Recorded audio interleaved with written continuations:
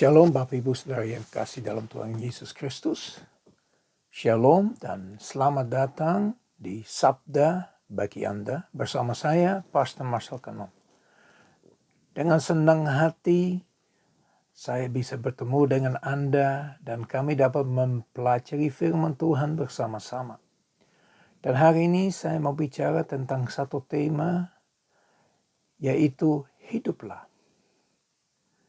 Seringkali kita mendengarkan bahwa kita harus menjadi orang Kristen, kita harus mengikuti Yesus, kita harus percaya apa yang Yesus lakukan, kami juga lakukan.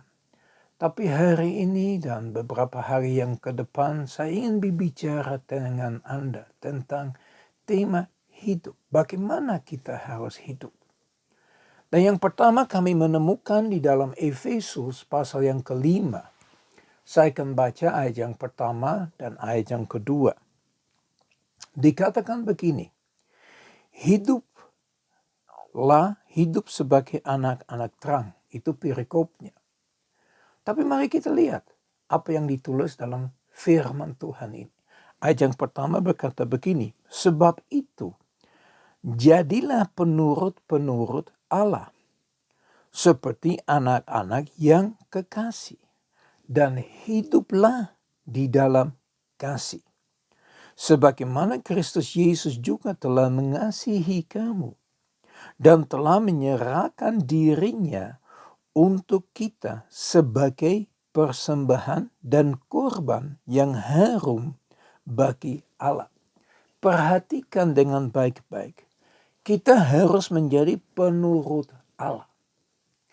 Ya, ini sesuatu yang sangat amat penting. Jadi kita harus melakukan apa yang Allah sudah tunjukkan melalui kebenaran firman-Nya. Jadi penting sekali untuk kita masuk di dalam firman Tuhan. Untuk kita merenungkan firman Tuhan. Untuk kita mempelajari firman Tuhan. Untuk kita menerima firman Tuhan. Dan lebih dari segalanya untuk kita menjadi pelaku daripada firman Tuhan.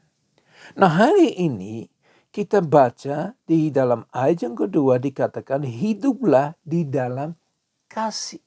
Hiduplah di dalam kasih. Ya, ini yang kita akan merenungkan bagaimana sebetulnya kita harus hidup, yaitu di dalam kasih. Maksudnya apa?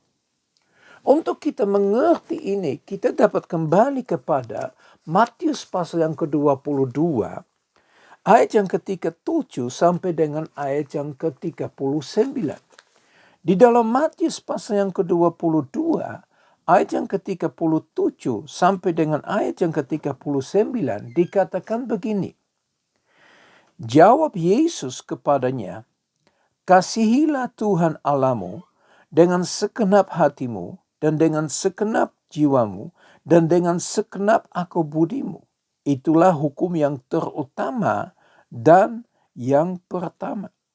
Dan hukum yang kedua yang sama dengan itu ialah kasihilah sesamamu manusia seperti dirimu sendiri. Jadi di dalam firman Tuhan ini kita melihat ada dua hal yang Yesus sampaikan. Sebetulnya ini adalah konklusi dari 10 perintah Allah yang dicantumkan dalam Keluaran pasal yang ke-20. Yesus mempermudah hukumnya yang dicantumkan dalam Keluaran pasal yang ke-20 dengan dua hal. Yang pertama, kita harus mengasihi Tuhan. Bagaimana kita harus mengasihi Tuhan? Dengan segenap hati, dengan segenap jiwa, dengan segenap akal budi. Dengan kata lain, kita harus sungguh-sungguh mengasihi Tuhan. Allah berkata di dalam Keluaran 20, ya, tidak ada Allah yang lain selain daripada aku. Ya, di depan dia gak ada Allah yang lain. Sesamanya dengan dia tidak ada Allah yang lain. Bapak Ibu Saudara yang kasih dalam Tuhan Yesus Kristus. Ini hukum yang pertama dan yang terpenting. Yaitu kita sungguh-sungguh belajar untuk mengasihi Tuhan dengan seluruh aspek kehidupan kita. Kita mengasihi Tuhan dalam kekeluargaan. Kita mengasihi Tuhan dalam pekerjaan. Kita mengasihi Tuhan dalam pelayanan. Kita mengasihi Tuhan dalam segala sesuatu yang kita lakukan. seberapa jauh kita benar-benar mengutamakan Tuhan di dalam seluruh aspek kehidupan kita. Ini yang kita harus renungkan. Kalau kita mengaku Kristen, ya, itu sudah biasa. Banyak orang mengaku dirinya sebagai Kristen.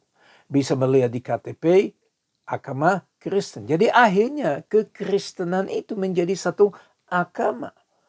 Yang Tuhan mau daripada kita bukan hanya menjadi Kristen sebagai KTP, sebagai agama.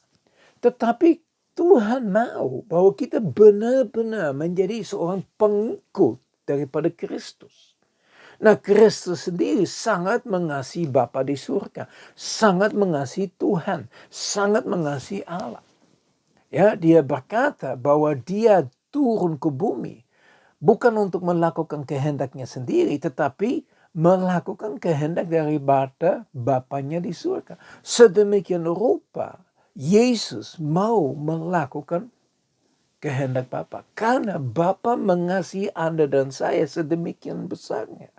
Jadi dia mengutus Yesus untuk turun ke bumi, ya, dengan tujuannya mati di kayu salib. Dia dikuburkan dan dibangkitkan pada hari yang ketiga.